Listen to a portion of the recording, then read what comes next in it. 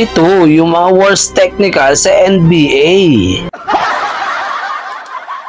Umpisahan natin kay Doraemon nang gayahin niya yung kalaban niya. Tingnan nyo. Technical na pala ngayon yun.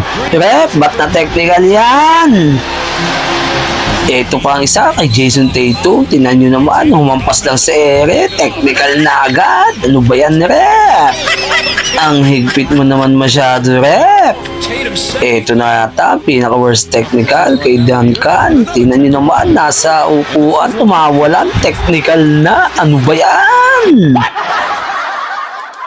What the fuck? Palti ng referee yan, nakakaloko na.